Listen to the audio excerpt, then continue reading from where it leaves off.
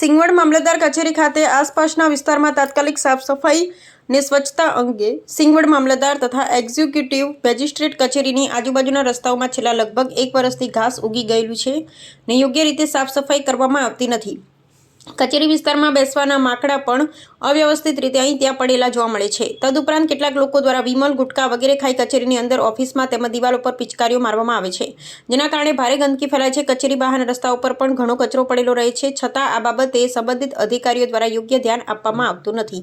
કચેરી આજુબાજુના તમામ રસ્તાઓમાં ઉગેલું ઘાસ તાત્કાલિક દૂર કરવામાં આવે, સમગ્ર કચેરી પરિસરની નિયમિત સાફ સફાઈ કરવામાં આવે, બેસવાના માકડાઓને વ્યવસ્થિત ગોઠવવામાં આવે, ગંદકી કરનારાઓ સામે જરૂરી સૂચનાઓ તથા કાર્યવાહી કરવામાં આવે, રસ્તાઓ અને કચેરી પરિસરને સ્વચ્છ અને સ્વચ્છતા યુક્ત બનાવવામાં આવે।